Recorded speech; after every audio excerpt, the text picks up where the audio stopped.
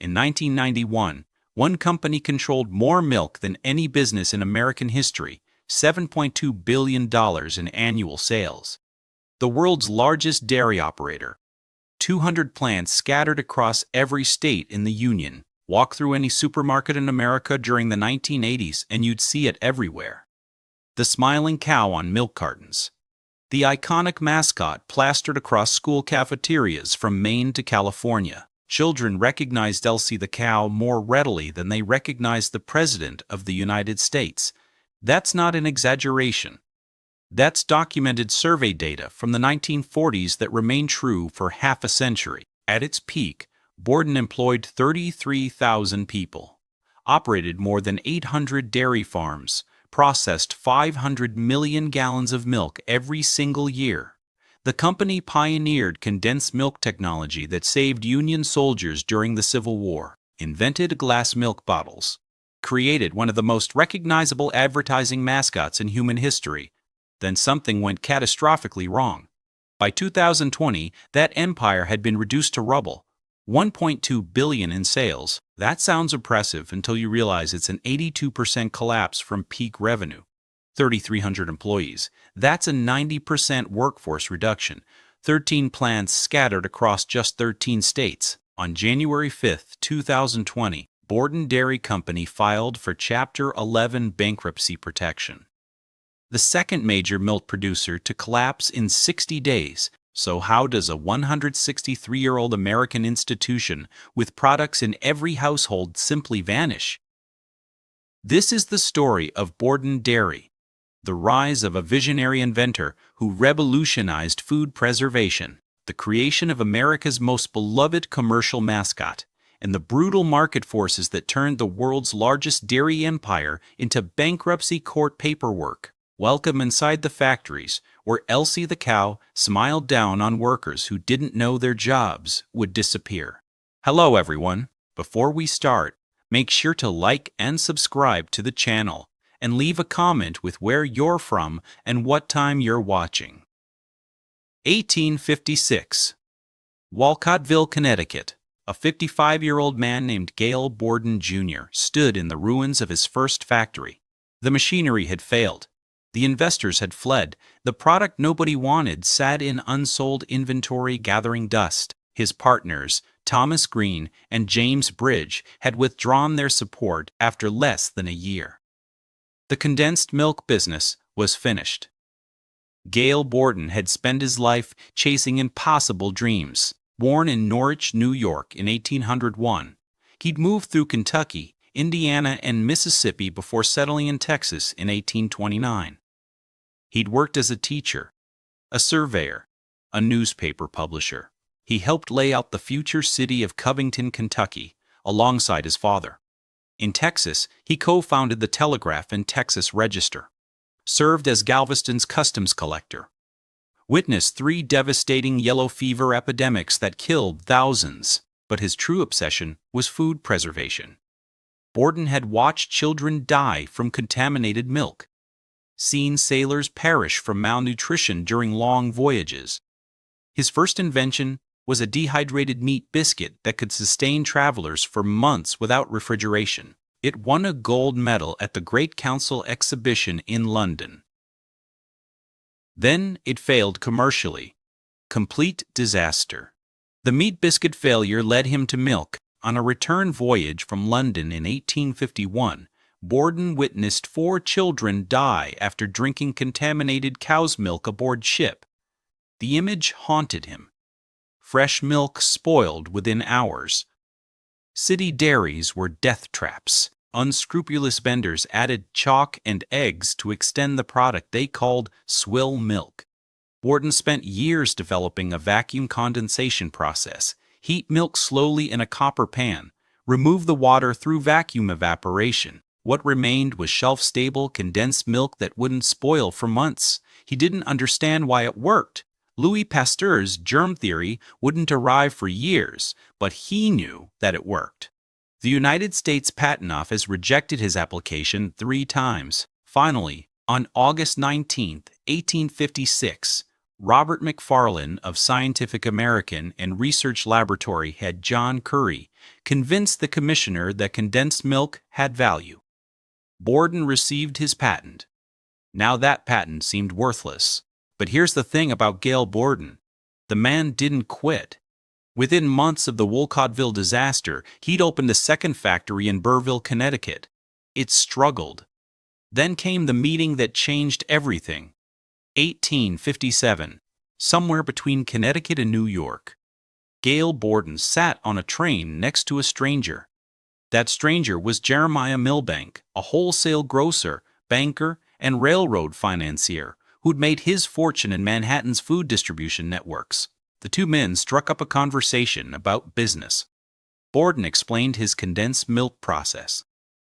The vacuum pan, the shelf stability, the potential to feed armies and cities without refrigeration.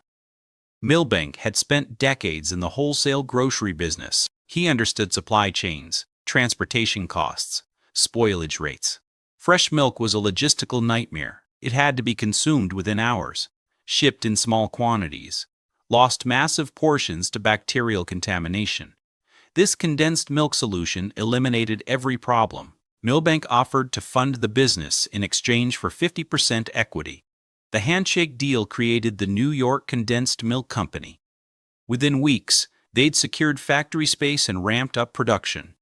This time with real capital behind the operation, initial sales remained sluggish. New Yorkers didn't trust canned milk. The product seemed unnatural, unsafe. Why would anyone buy preserved milk when fresh milk flowed from local dairies? Then fortune intervened in the form of journalism. Borden placed an advertisement in Leslie's Illustrated Weekly. By sheer coincidence, that same issue contained a devastating expose on New York's dairy industry. The article detailed unsanitary conditions at city dairies, documented the widespread practice of adulterating milk with chalk, plaster, and eggs, described diseased cows producing contaminated product that killed infants throughout Manhattan. The expose triggered public outrage. Suddenly, Borden's condensed milk represented safety, purity, scientific progress. Within months, the New York Condensed Milk Company was delivering product throughout Lower Manhattan and Jersey City. Demand exploded. Then came the war. In 1861, the United States government placed an order for 500 pounds of condensed milk. Union Army procurement officers had been searching desperately for a solution to feed troops in the field. Fresh milk spoiled in southern heat within hours. Soldiers suffered from malnutrition. The condensed milk solved everything. 10-ounce cans containing 1,300 calories each, sealed airtight, staying sweet for months in any climate. The Army was satisfied with the first shipment.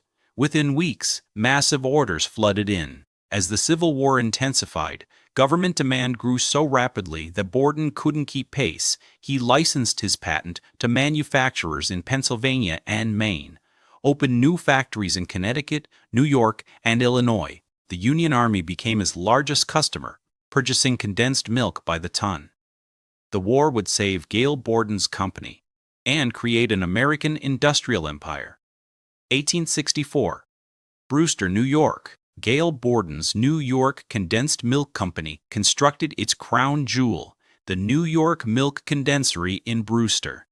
This facility represented the largest and most technologically advanced milk factory on Earth. Over 200 dairy farmers supplied 20,000 gallons of fresh milk daily. The Brewster plant processed it into shelf-stable condensed product that fed the Union Army across multiple war fronts. The factory operated with unprecedented sanitary standards. Borden had developed what he called the dairyman's 10 commandments, strict hygiene requirements for farmers supplying raw milk. Wash cows' udders before milking. Keep barns swept clean. Scald and dry strainers morning and night. These weren't suggestions. Farmers who violated the commandments lost their contracts. When Gail Borden died in 1874, he left behind a thriving enterprise. His sons, Henry Lee Borden and John Gail Borden, took control alongside partner Jeremiah Milbank. The Civil War had ended, but demand remained strong. Veterans from both Union and Confederate armies had developed a taste for condensed milk. Families purchased it as infant formula. Bakers used it in recipes. The company expanded aggressively throughout the late 19th century. In 1875, they began selling fluid milk alongside condensed product. In 1885, Borden became the first company in America to use glass milk bottles, a revolutionary innovation that improved hygiene and reduced waste. By 1899, the New York Condensed Milk Company had evolved far beyond its Civil War origins. The operation generated $2 million in annual profit, employed thousands of workers across multiple states, dominated the condensed milk market through technological superiority and brand recognition. That year, the company changed its name to Borden Condensed Milk Company to honor its founder. Gail Borden's legacy lived on through the business bearing his name. Then came the expansion era. In 1919, the Borden Condensed Milk Company simplified its name to Borden Company. That same year, it issued its first annual report showing ownership of 21 milk plants, 8 dairy farms, 56 bottle plants, and 3,400 horses and wagons for delivery. The company employed thousands, operated in multiple states, generated millions in revenue. But this was merely the foundation. Between 1927 and 1930, Borden embarked on the most aggressive acquisition campaign in American dairy history. The company purchased more than 200 competitors across the United States: ice cream manufacturers, cheese producers, dairy farms, distribution networks. By 1930, Borden had become the nation's largest distributor of fluid milk. The empire Gail Borden started in Connecticut now stretched from coast to coast. Millions of Americans consumed Borden products daily without realizing they were supporting a massive conglomerate. Meanwhile, the company was about to create something that would make them immortal in American culture. 1936. New York City. The dairy industry was in crisis. The Great Depression had crushed demand. Publicized price wars between farmers and processors portrayed large dairies as corporate villains exploiting desperate farmers. Borden needed to humanize its brand. Make the company approachable, friendly, trustworthy. Borden's advertising director, Stuart Peabody, partnered with staff illustrator Walter Early to develop a solution. They created a cartoon cow mascot to appear in medical journal advertisements. The campaign featured 4 cartoon cows: Mrs. Blossom, Bessie, Clara, and Elsie. Each appeared in domestic barnyard scenes with their calves, using playful dialogue to emphasize milk purity. One advertisement showed a calf spotting a germ and calling for a Borden inspector to ensure cleanliness. The tone was light, humorous, maternal. It portrayed Borden as a caring company that prioritized family health. Doctors loved the advertisements. Requests for reprints flooded the company. Medical waiting rooms across America displayed Borden's cartoon cows promoting milk consumption. In 1938, Borden expanded the campaign to consumer publications and radio. Sponsorship of network news commentator Rush Hughes brought Elsie to national audiences. Fan mail poured in, not for Hughes, but for the cartoon cow. Elsie emerged as the sole spokescow for Borden. By 1939, she appeared in national consumer magazines, on Borden bottle caps, and in local community programs. Marketing surveys would later reveal that 98% of Americans recognized Elsie the Cow. More people knew Elsie than knew the President of the United States. Then came the World's Fair. At the 1939 New York World's Fair, Borden prepared an exhibit showcasing the dairy world of tomorrow. The centerpiece was the Rotolactor, a revolutionary rotary milking machine that could process 250 cows per hour. 150 Jersey cows arrived to demonstrate the technology. 7 hostesses were trained to answer scientific questions about dairy mechanization. After the first month, Borden tallied visitor questions. 20% asked about the Rotolactor. 20% asked for restroom directions. 60% asked which cow was Elsie. The cartoon character had become so beloved that fairgoers demanded to see a real Elsie. Borden scrambled to find a cow with the right personality. They selected a 7-year-old Jersey heifer born in Brookfield, Massachusetts, with the registered name untold Lobelia. The handlers renamed her Elsie, dressed her in an embroidered green blanket, and placed her alone on the rotolactor twice daily. Crowds flocked to see her. Elsie outdrew every other exhibit at the 1940 World's Fair. Millions of visitors came specifically to photograph the friendly cow who made eye contact and seemed to enjoy human interaction. A corporate mascot had become a genuine celebrity, and Borden was about to ride that fame straight to the top of American business. If you're finding this story fascinating, please hit that like button and subscribe to the channel. It really helps us continue bringing you these deep dives into history. 1940. The World's Fair, second season. Borden constructed a custom boudoir for Elsie at the fair. The design was barn colonial-style buttered churns converted to tables, milk bottles transformed into lamps, a chaise lounge fashioned from a wheelbarrow. Around the room hung paintings of Elsie's fictional ancestors, Auntie Eglantine, Cousin Beauregard, Sir Perceval, Admiral Uncle Bartholomew, who supposedly went down on the battleship Maine. Elsie became the most photographed attraction at the entire World's Fair. She dined at the famous Stork Club and the 21 Club. Made personal appearance tours across the country. Traveled with a portable boudoir and professional handlers. The cow who'd started life as untold Lobelia was now America's most famous farm animal. In 1940, Borden's advertising team expanded Elsie's fictional family. They introduced Elmer the Bull as her cartoon husband. Elmer would later become the mascot for Borden's chemical division, lending his name to Elmer's Glue. In 1948, the couple welcomed calves Beulah and Beauregard. A naming contest for Beauregard attracted over 1 million entries. In 1957, twins Larrabee and Lobelia joined the family. Elsie even appeared in Hollywood. She starred as Buttercup in the film Little Men.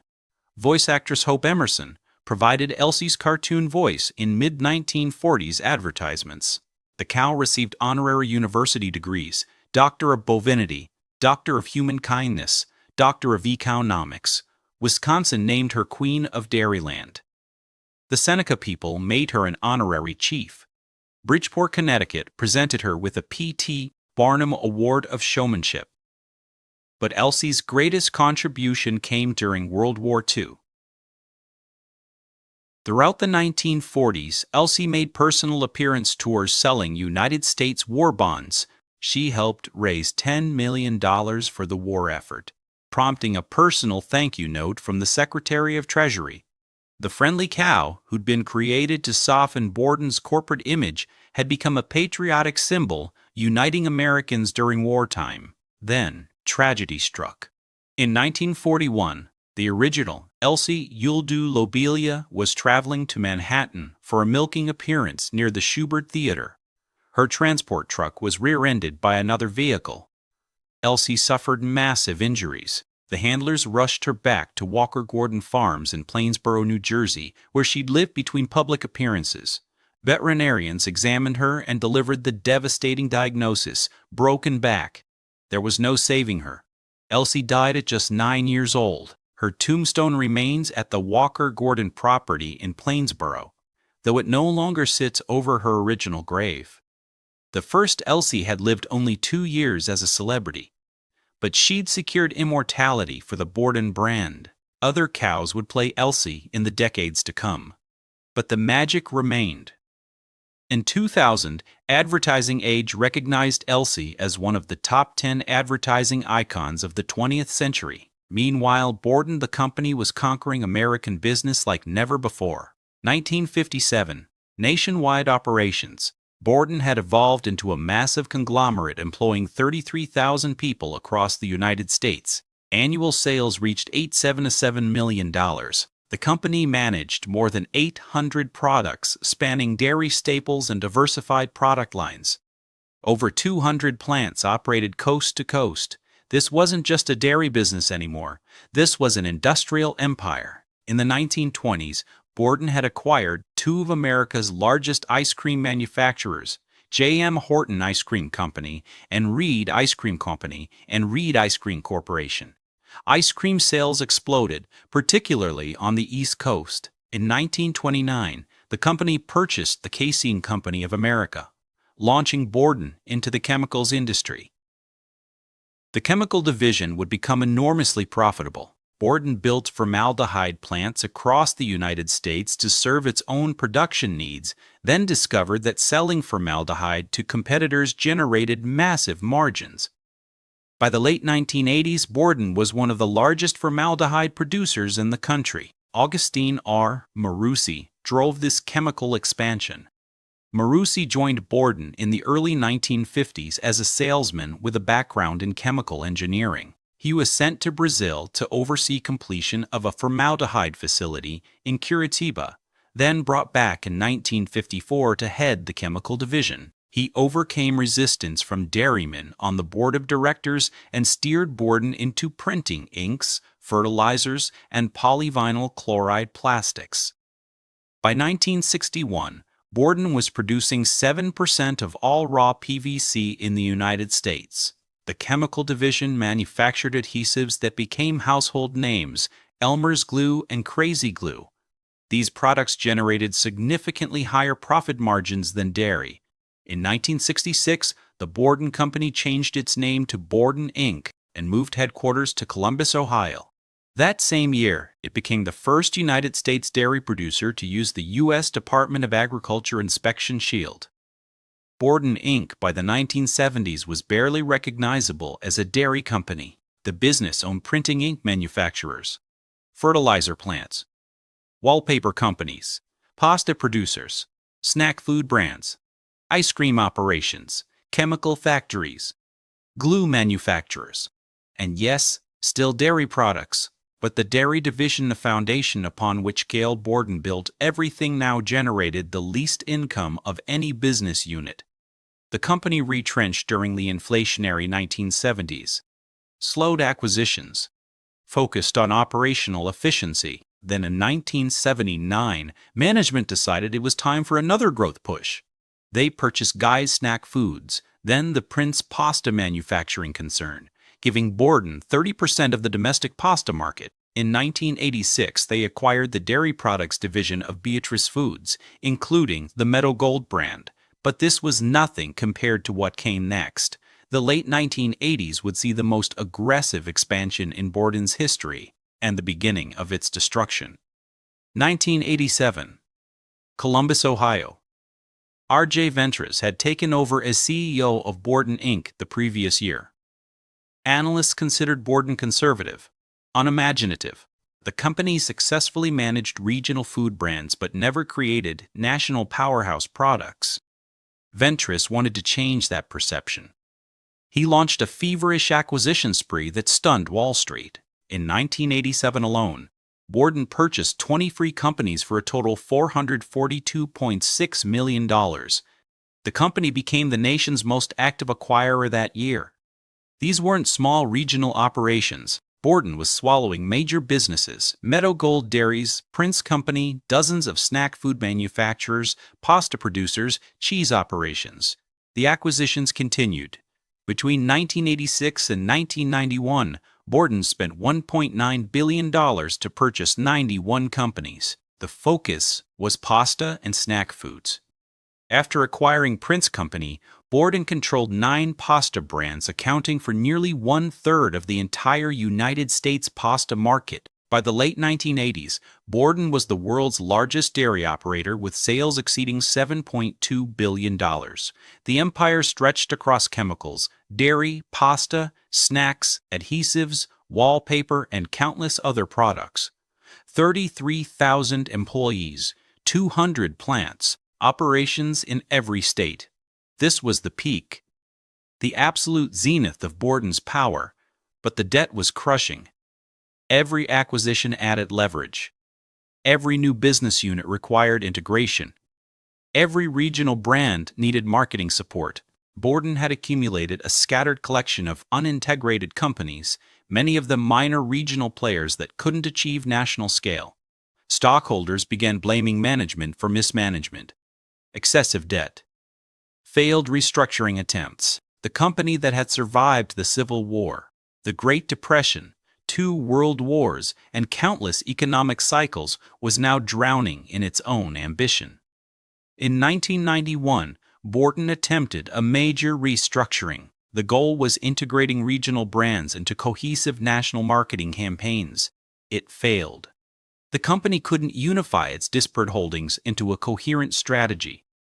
Then in 1992, whole milk prices dropped. Borden Foods made a catastrophic decision. They refused to lower retail prices to match market conditions. Consumers fled to competitors. Borden's market share collapsed. The company could not recover. By 1993, Borden had divested itself of nearly 1/3 of its businesses. Management desperately searched for buyers for its snack food operations. Nobody wanted them. The conglomerate that had seemed invincible just 6 years earlier was bleeding cash. Net income fell off a cliff. Losses mounted in 1992 and 1993. The debt load had become unsustainable. In March 1995, private equity firm Kohlberg Kravis Roberts & Cole, known as KKR, paid $2 billion to acquire Borden in a leveraged buyout. After 68 years of public trading, Borden became a private company. KKR immediately began dismantling the empire. 1995 to 2001. Corporate restructuring. KKR's strategy was simple: sell everything that wasn't essential. Strip the conglomerate down to profitable core businesses, eliminate the debt that was strangling operations. The sales began immediately. Borden shed Cracker Jack, the iconic caramel-coated popcorn brand. Eagle brand sweetened condensed milk, Gail Borden's original breakthrough product that had saved the company during the Civil War. Cremora non-dairy creamer. Ray lemon juice. Dozens of pasta and snack food brands. The global packaging unit was sold. The consumer wall coverings business went to new owners. The Borden Foods cheese business was divested. Chemical operations were separated and sold. In September 1997, KKR sold the dairy business, the very foundation of the Borden Company, to Southern Foods, controlled by Mid-America Dairymen. The deal severed the link between Borden and the condensed milk roots that Gail Borden had established 140 years earlier. Southern Foods was subsequently acquired by Suiza Foods, which later became Dean Foods. The Borden dairy brands continued operating, but they were no longer connected to the parent company that bore Gail Borden's name. KKR kept trying to salvage something from the wreckage. By 2001, they'd sold off the last food products operations. The food division shut down completely. Borden Inc., the company that had once been the largest dairy and pasta producer in America, no longer produced food of any kind. The chemical business that Augustine Marucci had built in the 1950s persisted under different ownership. Elmer's Glue and Crazy Glue brands continued operating, but they weren't Borden products anymore. By 2005, KKR had divested all remaining Borden operations. The company that had defined American dairy for over a century had been completely dismantled and sold for parts. But the Borden name wasn't quite dead. In 2009, Grupo Lala of Mexico acquired National Dairy LLC from Dairy Farmers of America. Grupo Lala established its United States operations under the name Borden Dairy Company, reviving the historic brand to acknowledge Gail Borden's legacy. This new Borden Dairy operated as a successor to the original company, not a continuation. Different ownership, different structure, different scale. The company processed milk, produced cream and butter, manufactured dairy products across 13 states. By 2013, Grupo Lala spun off Borden Dairy into a private company called Laguna Dairy. In 2017, private equity firm Acon Investments acquired the majority stake, with Laguna Dairy retaining substantial equity. The Borden name survived. Elsie the Cow still appeared on milk cartons, But this was a shadow of the empire that once employed 33,000 people and generated over $7 billion in revenue. And even this diminished version was about to collapse. 2015 to 2019. Nationwide dairy crisis. American milk consumption had peaked decades earlier. By 2015, consumption began falling sharply. Over the next 4 years, total United States milk consumption dropped 6%. That might sound small, but in an industry operating on razor-thin margins, 6% represents catastrophe. The causes were structural and permanent. First came demographic shifts. Younger Americans simply drank less milk than previous generations. They preferred coffee, tea, energy drinks, bottled water. Milk was what their parents and grandparents consumed, not what millennials wanted. Second came dietary changes. Health-conscious consumers questioned dairy's benefits. Lactose intolerance awareness increased. Plant-based diets gained mainstream acceptance. Third came the alternative milk explosion. Almond milk, soy milk, oat milk, coconut milk, rice milk. These non-dairy beverages didn't just compete with traditional milk, they took over grocery store shelf space that had belonged to dairy for generations. By 2019, oat milk alone was growing at double-digit rates annually. Fourth came retail consolidation. Discount grocery retailers like Aldi expanded aggressively. These stores pushed private label products with rock-bottom prices. Walmart, Kroger, Target, every major retailer developed house brand milk that undercut established dairy companies on price. Processors like Borden couldn't compete with retailers who used milk as a loss leader to drive foot traffic. Fifth came the farm crisis. Between 1992 and 2019, 94,000 dairy farms stopped producing milk in the United States. In 2019 alone, over 2,700 family dairy farms went out of business. Fewer farmers meant less raw milk supply, which drove up wholesale costs. The price of conventional raw milk jumped 27% between January 2019 and January 2020. Meanwhile, retail milk prices remained flat or fell due to intense competition. The margin squeeze was crushing processors. Borden was caught in the perfect storm: rising raw milk costs, falling retail prices, shrinking demand, alternative milk competition, private label growth. The company's debt load, inherited from decades of acquisitions and ownership changes, made the situation impossible. By 2018, Borden operated 13 milk processing plants, employed 3,300 workers, generated $1.2 billion in net sales.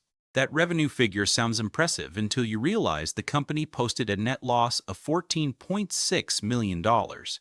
From January through December 7th of 2019, Borden reported a net loss of $42.4 million. The debt had become unsustainable. Interest payments consumed roughly 100% of profits.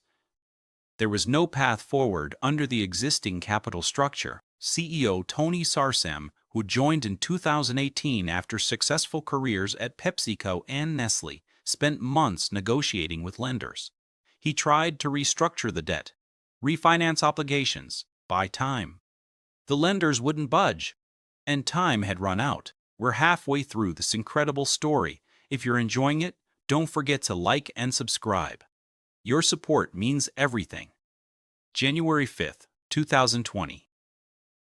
United States Bankruptcy Court for the District of Delaware. Borden Dairy Company and 16 affiliated companies filed for Chapter 11 bankruptcy protection.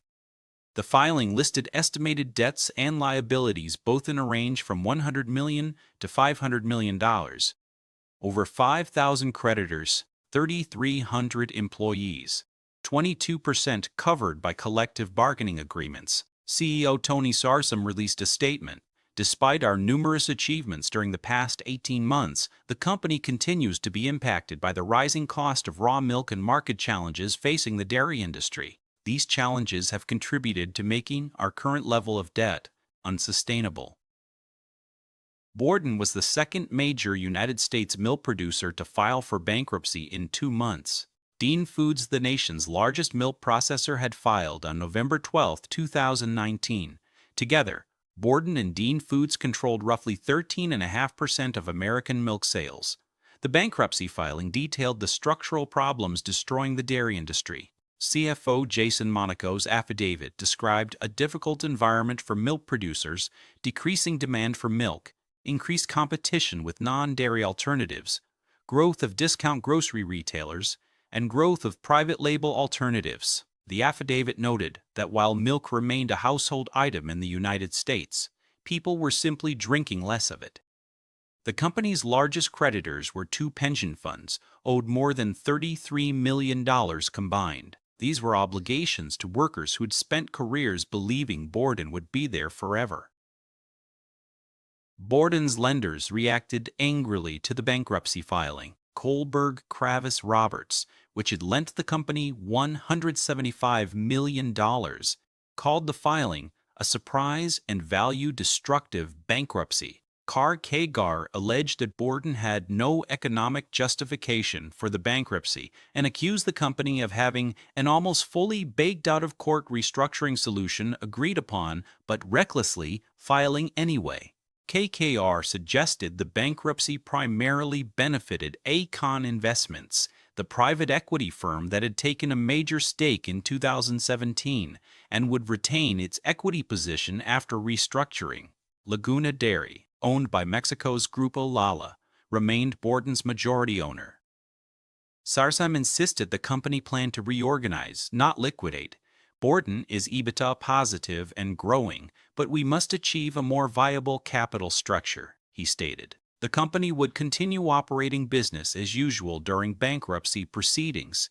Milk would still flow from 13 processing plants. Nearly 100 distribution centers would keep supplying customers. Borden produced more than 35 products: vitamin D milk in whole, reduced fat, low fat, and fat-free varieties, flavored milks like Dutch chocolate and strawberry, buttermilk, sour cream, ranch dips, French onion dips, jalapeno and fiesta dips, seasonal eggnog, fruit-flavored drinks, sweet tea. These products had been in American households for generations. Now, they existed under bankruptcy court protection while creditors fought over the scraps. The empire Gail Borden built on a train ride in 1857 was being liquidated in a Delaware courtroom. June 2020. Bankruptcy proceedings. While Borden navigated Chapter 11, the world faced a different crisis. The COVID-19 pandemic had shut down schools and restaurant sectors representing roughly one-third of Borden's business. Production dropped 25%.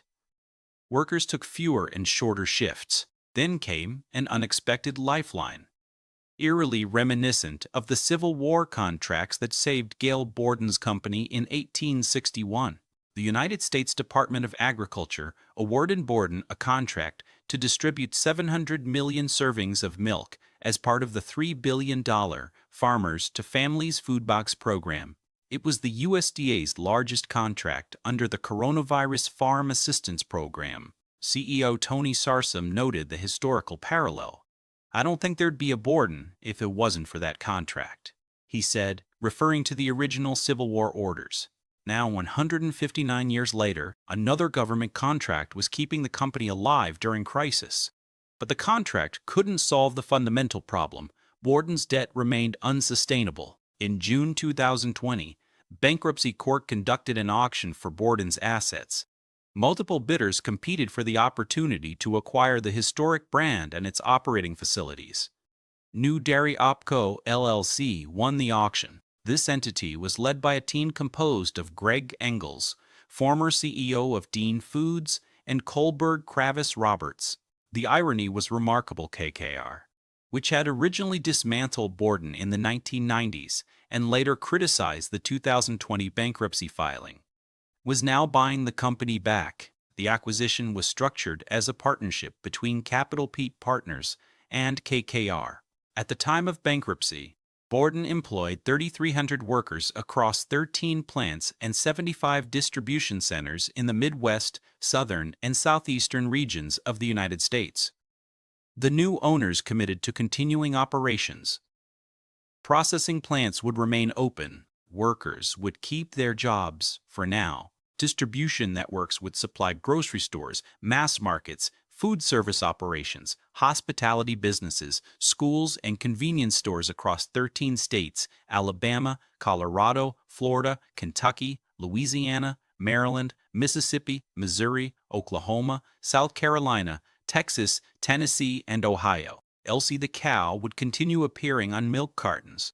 The Borden brand would survive. But this was corporate life support, not revival. By May 2021, Borden operated 14 plants and nearly 100 distribution centers. The company produced and distributed more than 500 million gallons of milk annually. Revenue stabilized at approximately $1.2 billion.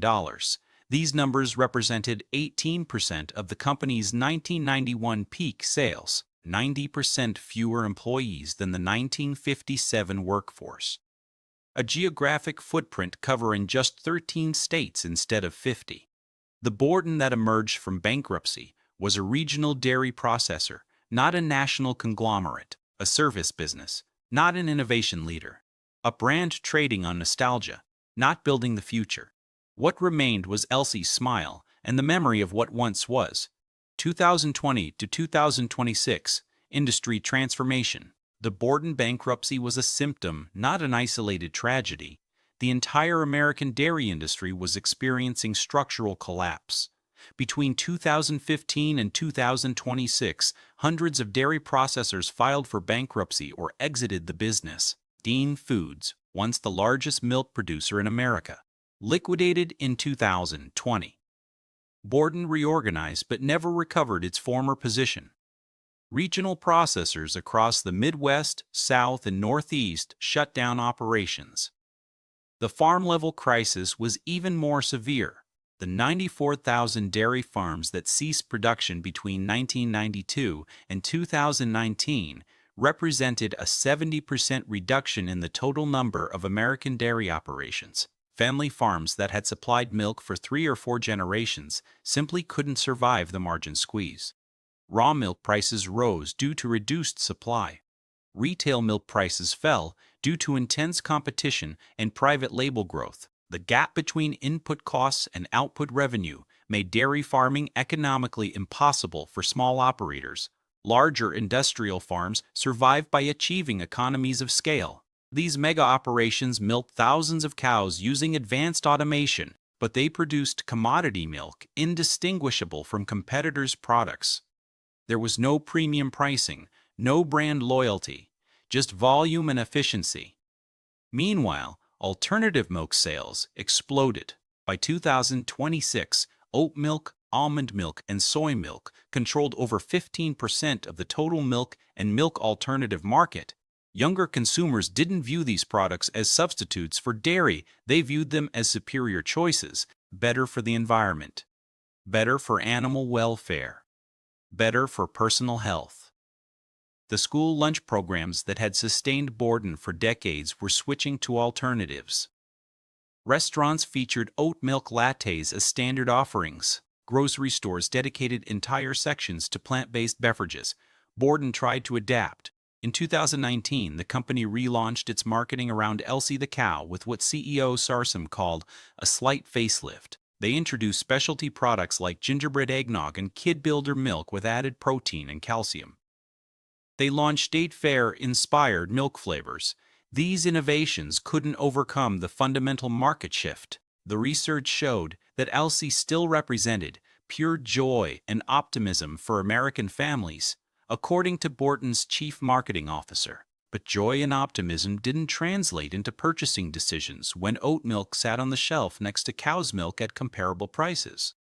Capital Peak Partners in KKR operated Borden as a managed decline business.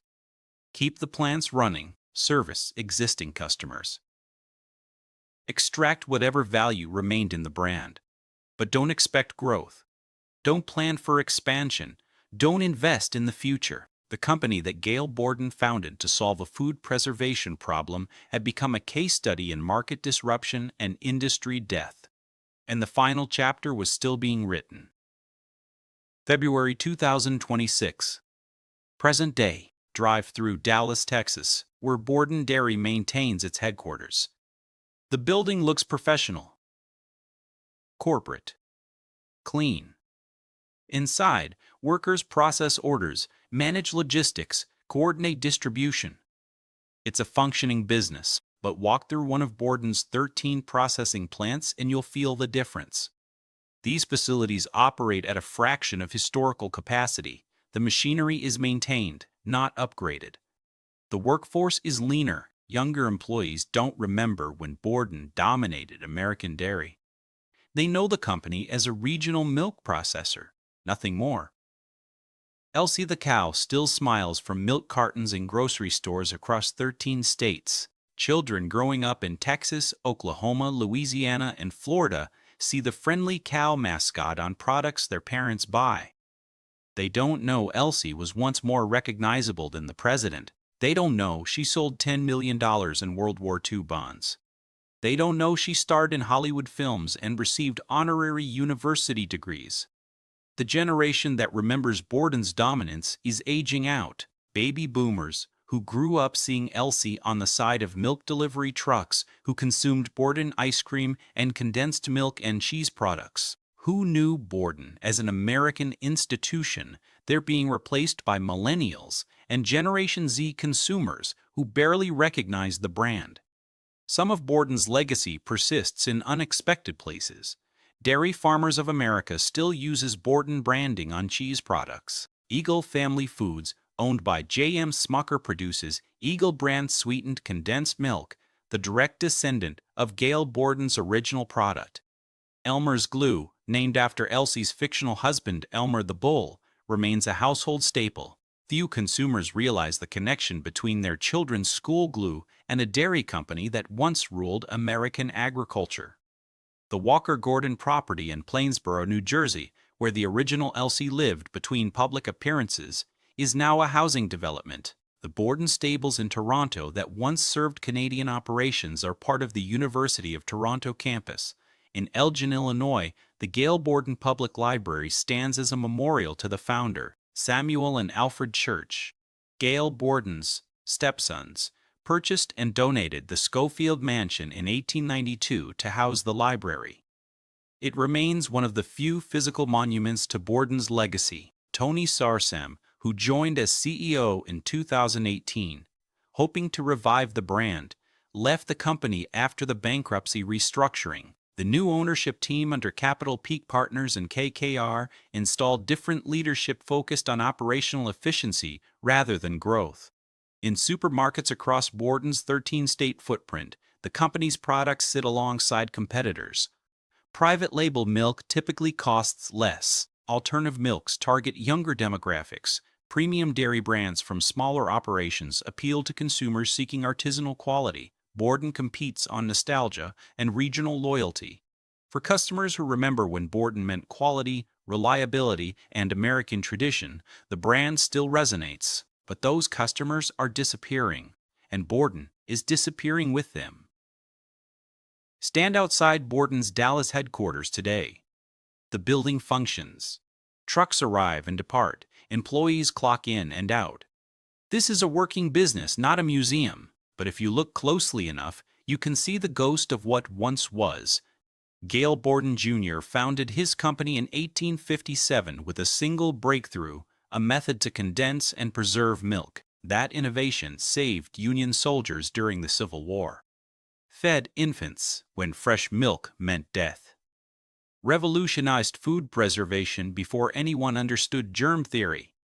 From that foundation, Borden built the largest dairy empire in American history. $7.2 billion in sales, 33,000 employees, operations in all 50 states, a beloved mascot recognized by 98% of Americans, products in every household from coast to coast. Then it collapsed. Not overnight. Slowly. Inevitably. The debt from aggressive acquisitions. The failure to integrate regional brands into national powerhouses. The refusal to match market pricing when whole milk prices dropped. The leveraged buyouts that stripped away divisions and brands. The perfect storm of rising raw milk costs, falling retail prices, demographic shifts, and alternative milk competition. By 2026, $1.2 billion in revenue, 3,300 employees, 13 states. Chapter 11, Bankruptcy. Corporate ownership by private equity firms managing decline rather than building growth. The lessons are implicit but devastating. First, innovation alone doesn't guarantee survival. Gail Borden's condensation process revolutionized food preservation. The glass milk bottle transformed dairy distribution. These innovations created an empire. But innovation in 1856 doesn't protect you in 2020 when consumers want oat milk and almond milk instead of cow's milk. Markets shift. Preferences change. Yesterday's breakthrough becomes today's commodity. Second, debt is a weapon that eventually fires backward. The aggressive acquisitions of the 1980s seemed brilliant. Borden bought 91 companies in 5 years, became the world's largest dairy operator, generated over $7 billion in sales. But every acquisition added leverage. Every new brand required integration and marketing support. The debt load that financed expansion became the anchor that drowned the company when markets turned. Third, brand loyalty has a shelf life. 98% of Americans recognized Elsie the Cow in the 1940s. She was more famous than the president. That recognition meant sales. But recognition among the World War II generation doesn't translate to purchases from millennials who grew up with different products and different preferences. Nostalgia is a temporary advantage. Eventually, your customer base ages out and the next generation doesn't care about your history. From 1857 to 2020, 163 years. At peak, 33,000 employees. At bankruptcy, 3,300. Peak revenue, $7.2 billion. Bankruptcy revenue, $1.2 billion. A 90% workforce reduction. An 82% revenue collapse. One of the most recognizable brands in American history reduced to a regional milk processor operating in 13 states. What's left of Borden Dairy today is a case study, a warning, an epitaph for an entire industry. The factories still process milk. Elsie still smiles from cartons. Trucks still deliver product to grocery stores across the South and Midwest.